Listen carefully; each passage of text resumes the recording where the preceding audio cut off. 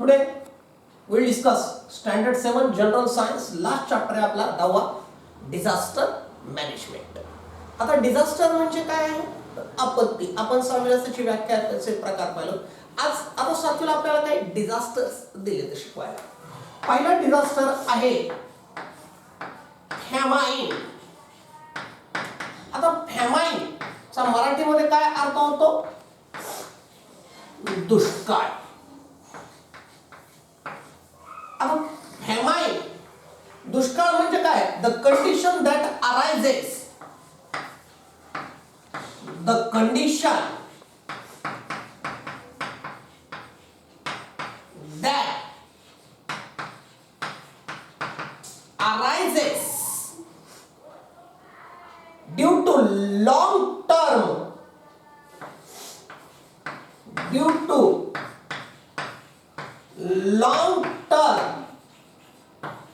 and severe scarcity of food grains and water. Scarcity of food grain and water is called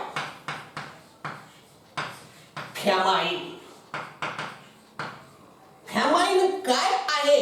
तर condition आहे, स्थिती आहे, अशी स्थिती आहे की ज्याच्यामध्ये लॉंग टर्म म्हणजे प्रदीर्घ काळासाठी आणि सिव्हिअर म्हणजे तीव्र प्रमाणामध्ये स्कार्सिटी म्हणजे टंचाई असते. कशाची? Food grain and water. त्याला म्हणायचं famine. It is a situation, it is a condition long term की जिथं काय आहे? प्रदीर्घ मोठ्या कालावधीसाठी, वर्ष 2 वर्ष कधी कधी स्कार्सिटी असते, तीव्र टंचाई, severe scarcity of food grain and water. लोकांना फूड ग्रेन्स भेटत नाहीत आणि कधी कधी वॉटर सुद्धा म्हणजे पाणी सुद्धा प्यायला भेटत नाही. एक आपल्या 3 वर्षापूर्वी आपल्याला झालं तसं. We go through the famine. अगदी आपला तालुका सुद्धा, माझा तालुका, आपण फॅमाइन बघितले ना. आणि भारताला तर फॅमाइनची फार जुनी हिस्ट्री आहे. भारताला म्हणण्यापेक्षा अगदी जगाला फॅमाइनची फार आहे. आता फॅमाइनचे जे आहेत काय कारण आहेत? आणि it is a very natural process. ही फॅमाइन ही काय आहे? एक नैसर्गिक प्रक्रिया आहे. आता याचे कॉजेस ऑफ फॅमाइन्स काय आहेत? ही फॅमाइनचे कॉजेस म्हणजे कारण काय आहेत? तर पहिला आहे ड्रॉट. हो, ड्रॉट म्हणजे पाऊस न पडणे, पाऊसच पडत नाही, ड्रॉट म्हणायचं. किंवा कधी कधी हेवी रेन्स.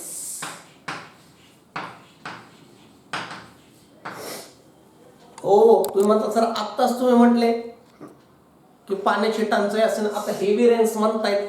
अरे दुष्काळ 2 प्रकारचे असतात, ओला दुष्काळ आणि कोरडा दुष्काळ. कधी कधी हेवी रेन्स असतात. ह्या वर्षी तशी स्थिती निर्माण झाली होती. ह्या हेवी रेन्स मध्ये काय होतं? इतका पाऊस पडतो कमी कालावधीमध्ये, पिकं जातात, अगदी पाण्याचे स्रोत सुद्धा दूषित होतात, ते पाणी पिण्यालागत राहत नाही. ते सुद्धा काय आहे? कारण आहे. त्यानंतर फ्लड्स आहे. कधी कधी महापूर येतात, त्यांनी शेती नष्ट होते, फॅमाइन येतो. त्यानंतर बऱ्याच वेळा काय असतात? स्टॉर्म्स आहेत, वादळामुळे सुद्धा दुष्काळ होतात. बऱ्याच वेळा काय असतं की क्रॉप डिस्ट्रक्शन होतं. हो, काहीच म्हणजे कारण नसतं, पण बऱ्याच वेळा काय होतं? क्रॉप डिस्ट्रक्शन होतं. कमी पाऊस नसतो, जास्त नसतो, पाऊस व्यवस्थित असतो, पण क्रॉप काय होतं? डिस्ट्रक्शन होतं. त्याच्यावर कधी लोकस्ट म्हणजे टोळधाड पडते किंवा डिसीज पडतात, आळ्या किडे वगैरे क्रॉपला होतात.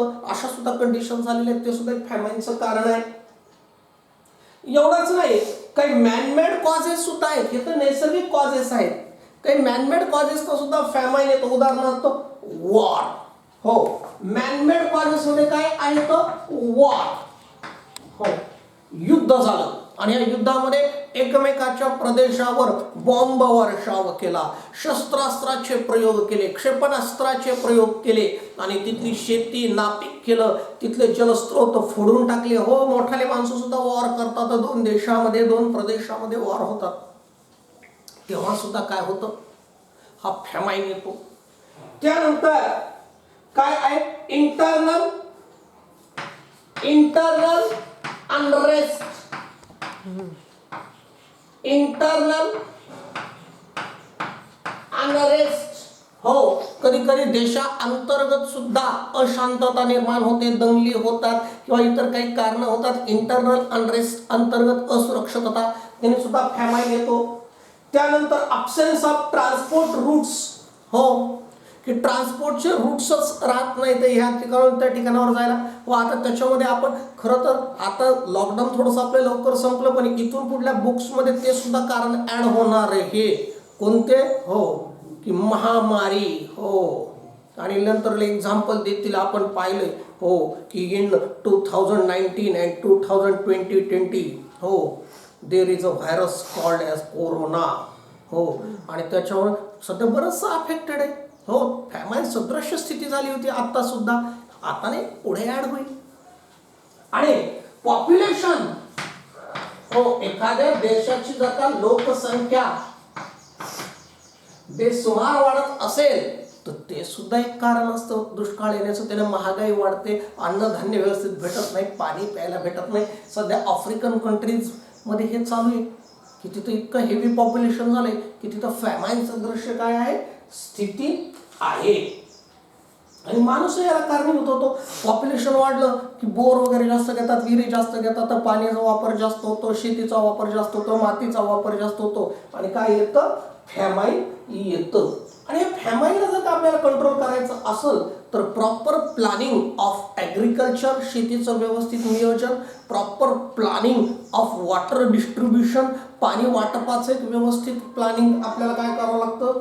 आणि लार्ज प्लांटेशन, मोठ्या प्रमाणावर वृक्षतोड वगैरे यानं काय होऊ शकतो, फॅमाईन कंट्रोलमध्ये येऊ शकतो. हे झालं व्हॉट इज मेंट बाय फॅमाईन, त्याचे कॉजेस, नॅचरल कॉजेस आणि मॅनमेड कॉजेस. आता दुसरं जे आहे डिझास्टर ते आहे क्लाउड बर्स्ट. आता क्लाउड बर्स्ट म्हणजे ढगफुटी. हे नंबर 2चं काय आहे, फॅमाईन आहे, क्लाउड बर्स्ट. याला मराठीमध्ये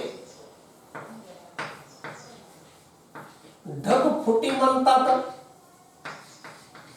आता क्लाउड बर्स्ट म्हणजे काय असतं, नीट मराठीत ऐकून घ्या.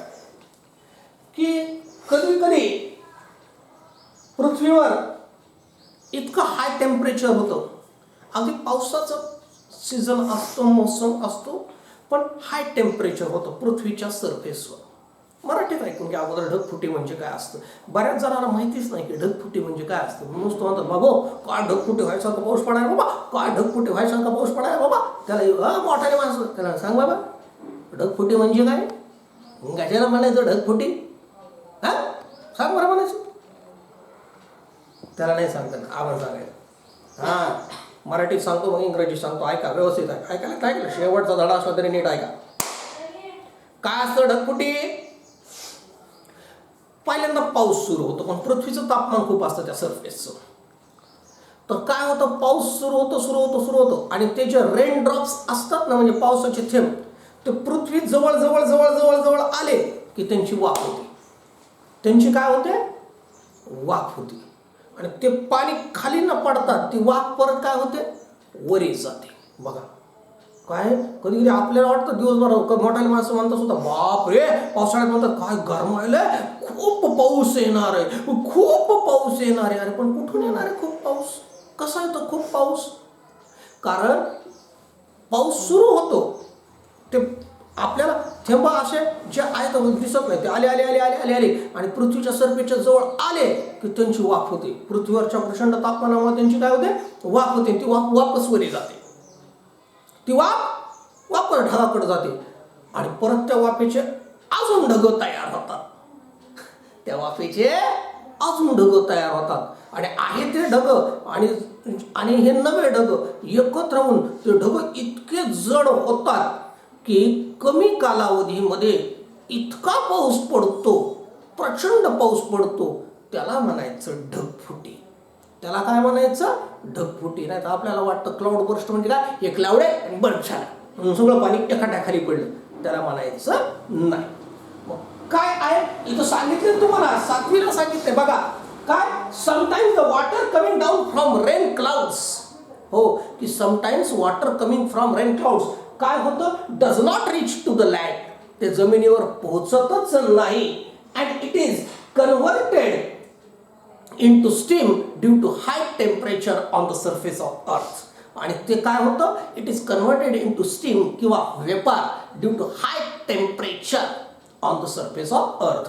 काय म्हटलं इंग्रजीमध्ये मी, हे ढगफुटी नेहमी होत नाही म्हणून शब्द काय वापरलाय पुस्तककर्त्यांनी, sometimes rain from clouds does not reach to the ground surface. पृथ्वीपर्यंत येत नाही. ड्यू टू हाय टेम्परेचर, प्रचंड तापमानामुळे it will convert into steam or vapour. तो स्टीम मध्ये किंवा वेपरमध्ये किंवा वाफेमध्ये कन्वर्ट होतो and go back to the clouds. So existing clouds म्हणजे जे आहेत ते ढग becomes heavy and large rain is occurred over there. आणि तिथं खूप मोठा पाऊस पडतो which we called as cloud burst. आपण त्याला काय म्हणतो, क्लाउड बर्स्ट म्हणतो. त्याचं रॅपिड कंडक्शन होतं आणि त्याच्यामुळं स्मॉल रिजन मध्ये काय होतं, हेवी काय होतो, पाऊस होतो. मुंबईला झालेलं आहे की अगदी कमी कालावधीमध्ये मोठा पाऊस पडलेला आहे की एकाच दिवशी मोर दॅन 100 mm. हे त्याचं एक आवर्जून आलाच पाहिजे शब्द की काय होतो की सेम टाइमला मोर दॅन 100 mm, 100 मिलीमीटर पेक्षा काय होतो, पाऊस होतो which we called as a cloud burst. आपण त्याला काय म्हणतो, क्लाउड बर्स्ट म्हणतो. हे जनरली समुद्र किनाऱ्यावरच होतं बघा क्लाउड बर्स्ट. कारण समुद्र किनाऱ्यावर काय असतं की टेम्परेचर बऱ्याच वेळा युजली हाय असतं आणि वाफा जास्त असतात. आता हे क्लाउड बर्स्ट झालं. तिसरं आहे लाइटनिंग. लाइटनिंग म्हणजे विजा चमकणे. मागच्या चॅप्टर मध्ये स्टॅटिक इलेक्ट्रिसिटी मध्ये आपण सगळं पाहिले की विजा कशा तयार होतात, ते ढग आहेत, रब होतात, विजा होतात, तयार होतात, फ्रिक्शनल इलेक्ट्रिसिटी, क्लाउडचा वरचा भाग मध्ये पॉझिटिव्ह चार्ज, खालच्या भागमध्ये निगेटिव्ह चार्ज. त्याचं काही सांगत नाही मी, आजच्या धड्यामध्ये आपण बघितलेले. फक्त आता जर का लाइटनिंग होत असेल तर काय प्रिकॉशन्स घ्यायच्या. हो, विजा चमकत असतील तर काय दक्षता घ्यायची या ठिकाणी ते आपण पाहायचंय. आता लाइटनिंग मध्ये काय सगळ्यात पहिल्यांदा, do not stand on open ground. दुसरं प्रिकॉशन आहे, do not stand near electric poles, telephone poles, towers. समजा लाइटनिंग व्हायला लागले मग ह्या इलेक्ट्रिक पोल जवळ थांबायचं नाही, टेलिफोनच्या फोन जवळ थांबायचं नाही, मोठा मोठा जे काही टावर्स असतात मोबाईल टावर्स वगैरे त्याच्या जवळ थांबायचं नाही. त्याचं कारण काय असतं की तिथं इलेक्ट्रिक सप्लाय असल्यामुळं काय असतं की तिथं वीज पडण्याचे चान्सेस जास्त असतात. तिसरं काय आहे की do not lean on wire fence, की जे आहे की कंपाऊंडवर वायर फेन्सवर चढू नका किंवा त्याला खेटून उभा राहू नका. त्यानंतर if you are on 2 wheeler और 4 व्हीलर, की काय व्हायला लागलं, तुम्ही दुचाकीवर आहात का 4 चाकीवर आहात, प्रवास करताय, and you should keep in mind while lightning park the vehicle and go to safe place. वाहन कंटिन्यू चालवत राहू नका. पार्क द व्हेकल कुठंतरी पटकन पार्क करा and go to safe place. त्यानंतर डू नॉट गॅदर टुगेदर. हो, आपण समजा 5-6 माणसं आहेत तर काय करायचं, हो तिथं सुद्धा जरा सोशल डिस्टन्सिंग पाळायचं. विजा चमकायला लागला तर अगदी आपल्या घरातले जरी 5-6 माणसं आपण सोबत असून तर भीतीने एकत्र चालायचं नाहीये. Keep the distance between 2 persons आणि पुढे पुढे चालत राहायचं. At least 15 feet distance between 2 persons. हो, कोरोनासाठी 6 फूट आहे, पण विजा वगैरे चमकायला तर 2 व्यक्तींमध्ये कमीत कमी किती अंतर असायला पाहिजे? 15 फूट. हो, हे सुद्धा महत्वाचं आहे. त्यानंतर do not switch on the electric appliances. हो, कोणतेही इलेक्ट्रिकल अप्लायन्सेस लाइटनिंग असताना चालू ठेवू नका. तू म्हणता नाही असं लाईटच जाते. अरे लाईट जरी गेली तरी आता आपल्या घरात जनरेटर आहेत, इन्व्हर्टर आहेत, आपल्याला लाईट आली काय गेली काय बऱ्याच वेळा कळत पण नाही. तर do not switch on the electric appliances. Do not switch on mobile phones. अरे बापरे सर, मोबाईल फोन नाही का वापरायचा? कसलं बोर होतंय. हो, सध्या मोबाईलचा सहारा आहे, पण तरी मोबाईल वापरायचा नाही. त्यानंतर काय आहे?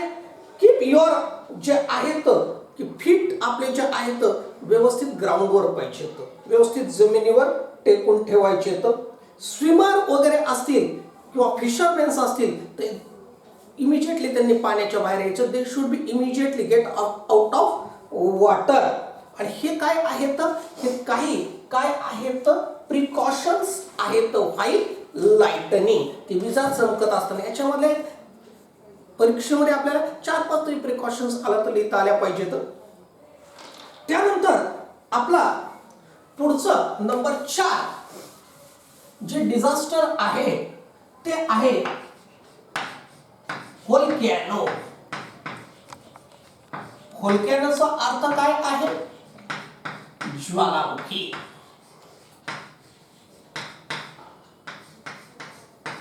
आता हे जे व्होल्कॅनो आहे it is a natural event or phenomenon. बऱ्याच वेळा काय ते कुठंतरी असं मानलं जातं की सैतानी खेळ वगैरे, असं काही नाही. It is a very natural phenomenon. आपल्या भारतामध्ये नाही येतो व्होल्कॅनोज, जास्त परदेशातच पाहायला भेटतात. भारतामध्ये कोणती अशी जिवंत ज्वालामुखी नाहीतच. मग काय होतं? The interior of earth is very hot. Volcano कशामुळे होतं? तर इंटेरियर ऑफ द अर्थ म्हणजे पृथ्वीच्या पोटामध्ये इज व्हेरी हॉट म्हणजे प्रचंड अशी काय आहे? उष्णता आहे. खूप उष्ण आहे पृथ्वीचा आतला भाग. आणि बऱ्याच वेळा काय होतं? This movement of hot substance it is continuously taking place inside the earth. आणि हा जो काय गरम पदार्थ आहे किंवा ही जी काय हीट आहे ती पृथ्वीच्या अंतर्भागामध्ये तिच्या मुवमेंट्स चालू असतात. आणि कधी कधी काय होतं की sometimes this heat comes on the earth. ही थाडकन अर्थ वर येते आणि काय होते? And it brings solid substances, liquid substances and gaseous substances with it. आणि पृथ्वीच्या बाहेर येताना सोबत ती सॉलिड सबस्टन्सेस आणते, लिक्विड सबस्टन्सेस असते ज्याला आपण लावारस म्हणतो, आणि काही गॅसेस बाहेर आणते. आणि त्यालाच आपण काय म्हणतो? Which we termed as a volcano. आपण त्याला काय म्हणतो? व्होल्कॅनो म्हणतो. की पृथ्वीच्या पोटातून लावारस येतो, मोठ्या मोठ्याले दगड शिळा उडतात, अक्षरशः उडतात, गॅसेस बाहेर येतात, धूर बाहेर येतो जो 15-20 किलोमीटरहून लांबून दिसतो, त्याला म्हणायचं व्होल्कॅनो. आणि या व्होल्कॅनोमध्ये काय असतं की लावा असतो, व्हेपर्स असतात, हॉट मड असतो, गरम चिखल असतो, सल्फर असतं. एवढंच नाही, याच्यामुळे व्होल्कॅनोमुळे एअर पोल्युशन खूप होतं की smoke collects in the sky over that volcano. त्या ज्वालामुखीच्या वर स्मोक जमा होतो. आणि बऱ्याच वेळा लक्षात घ्या की rain often occurs along with volcano. आणि नेहमी व्होल्कॅनो झाला की पाऊस पडतोच. बऱ्याच वेळा अर्थक्वेक सुद्धा होतात तेव्हा पाऊस पडतो, व्होल्कॅनोज होतात तेव्हा पाऊस पडतोच. आणि टेम्परेचर तिथलं काय होतं? राईज होतं. आणि if volcano it takes place inside the forest. जर का जंगल विभागामध्ये हे डोंगर असल्यानं तिथं व्होल्कॅनो जातं, then forest fire. Forest fire म्हणजे जंगल सुद्धा काय होतात? पेटतात. आणि volcano sometimes volcano erupt in the sea. हो, असं काही नसतं पाणी आहे म्हणून. कधी कधी इरप्ट इन द सी. समुद्राच्या बुडाला सुद्धा मोठा मोठाले व्होल्कॅनोज आहेत जपानच्या जवळ. मोठा मोठाले volcanoes they are located within the sea. आणि त्यावेळेस मात्र काय होतात? मग गरम पाणी, हॉट वॉटर अजूनच होतं. त्यानंतर सुनामीज येतात, मोठ्या मोठ्या लाटा येतात, स्टॉर्म्स येतात. आणि it is not possible to prevent the volcano. व्होल्कॅनोला कोणीच थांबवू शकत नाही. त्याच्यामुळे काय आहे?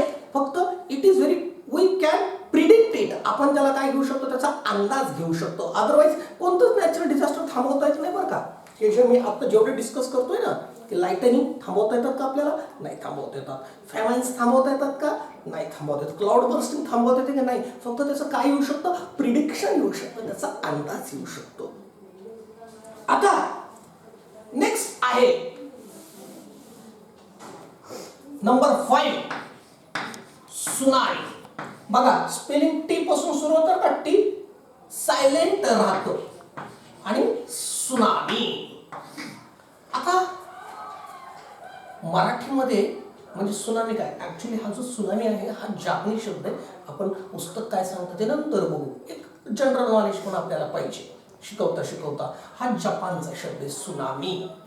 आणि याचा अर्थ काय होतो, राक्षसी लाटा. मोठे मोठे जसे आपल्या पुराण कथेमध्ये राक्षस आहेत की नाही, तसं मोठ्या महाकाय आकाराच्या तशा ह्या लाटा येतात. आणि ज्यावेळेस, आणि या सुनामीचं एक वैशिष्ट्य असतं, ह्या सुनामीच्या समुद्राला तर दररोजच लाट येत असतात. पुस्तकात सांगते नंतर 2 मिनिटं ऐका.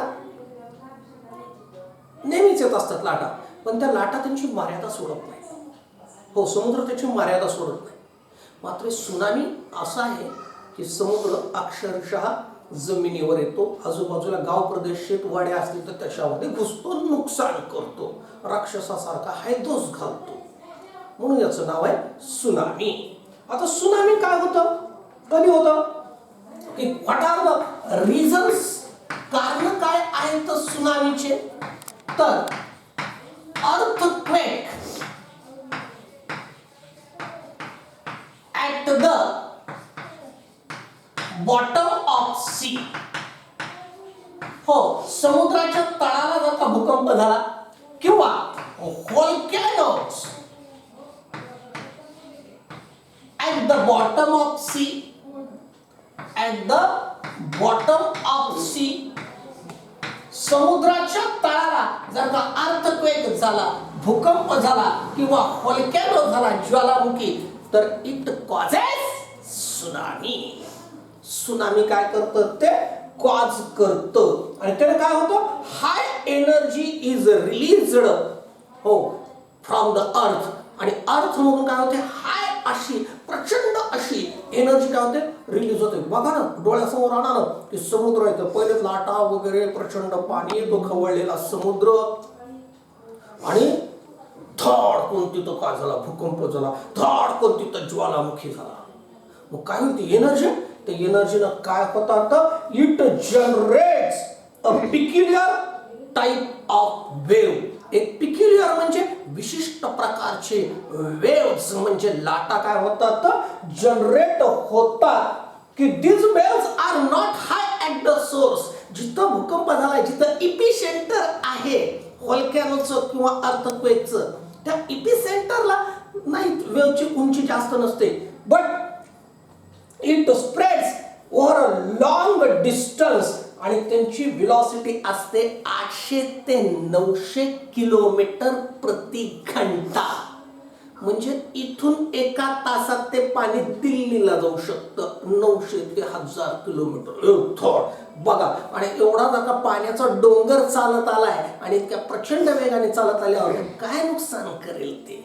आणि हे जे सुनामी वेव्स असतात, when they reach at coastal area, समुद्रात करत येतातच. ते आजकाल त्या सॅटेलाइटनं बघणं शक्य झाले की त्या फास्ट तर येतातच. When they reach the coast, आणि किनारपट्टी आली, जमिनीचा भाग आला, हो समुद्राला किनारपट्टी जमिनीचा भाग आहे, त्यावेळेस त्या काय करतात, देअर व्हेलॉसिटी रिड्युसेस, त्यांचा वेग मंदावतो, बट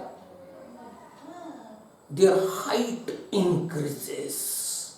आणि किती, अप टू 30 मीटर्स, 30 मीटर.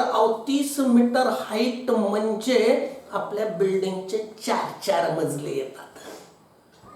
इतकी प्रचंड जर का लाट अशी बुम, आणि तितक्याच वेगाने जर का जात असेल तर खाली काही ठेवेल का ती, नाही ठेवणार. आपल्याकडे तर दक्षिण भारताला फटका बसलेला सुनामीचा, तामिळनाडूला, पर्टिक्युलरली चेन्नई शहराला, श्रीलंका तर पूर्ण पाण्यात, इंडोनेशिया पूर्ण पाण्यात, त्याचा सुनामीचा फटका बसला 10-5 वर्षापूर्वी. आणि काय होतं, ह्या वेळेला सुनामी म्हणायचं. आणि याला जपानीज वर्ड आहे आणि याला हार्बर वेव्ह सुद्धा म्हणतात, म्हणजे किनारपट्टीवर आदळणारा हा राक्षस सुद्धा आहे. याचं कारण हे आहे त्याची स्पीड आणि त्याची हाईट. यानं काय होतं सुनामीनं? Buildings and other constructions destroyed. हो, कल्पना करा बरं, मुंबईसारखं शहर आहे आणि तिथं अरबी समुद्रात असं गावात आहे, खेटून आहे. हो, गावातच समुद्र आहे तिथं. आपल्याकडे जसं गावात नदी असते, मुंबईची गोष्ट निघाली, समुद्रच गावात आहे. मग अशा वेळेस जर का सुनामी आली तर तिथे एकतरी बिल्डिंग राहील का? नाही राहणार. It destroy the building, it destroy the bridges, it destroy the constructions. नष्ट करतं सगळं. एवढंच नाही, large scale damage to life. हो, जानमाल का नुकसान, large scale damage to life, large scale damage to property. हो, किती माणसं मरतील, किती प्राणी मरतील गणना नाही. किती प्रॉपर्टीचं नुकसान होईल, फायनान्शियल लॉसेस किती होतील गणना नाही. त्याच्यानंतर बोट वगैरे ज्या ठेवली असतात कोस्टल एरियाज, ते आता कोणीकडे कागदासारख्या उडून जाते. They also get destroyed. Trees are uprooted. हो, झाडाला तोडीत नाही, उपटून फेकून देतो ते, अपरूटेड. त्यानंतर काय?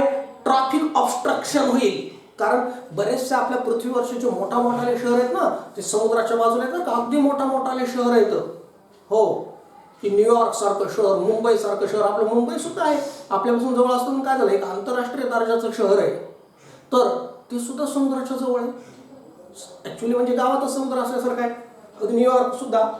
आणि एवढंच नाही की जे असतात हार्बर असतात, बंदर असतात, तिथं सुद्धा काय होतं, लार्ज स्केल डॅमेज होतं. आता त्यानंतर आहे सुनामी नंतर स्टॉर्म्स. वेगवेगळ्या प्रकारचे स्टॉर्म्स काय होतात, येतच राहतात. या पद्धतीनं आपला हा 10वा धडा संपलाय. आणि नुसता 10वा धडा नाही तर याबरोबर आपला प्रथम सत्राचा सिलेबस सुद्धा संपलाय. मी तुम्हाला लगेचच व्हॉट्सअपवर मेसेज केल्या प्रमाणे काय करणार आहे, प्रथम सत्राची प्रश्नपत्रिका व्हॉट्सअपवरच टाकणार आहे. माझ्या पालकांना विनंती आहे, त्यांनी विद्यार्थ्याला समोर बसून ती सोडून घ्यावी. आणि समजा काही अडचण असेल या विज्ञानाच्या प्रश्नपत्रिकेत तर माझ्याशी संपर्क साधा.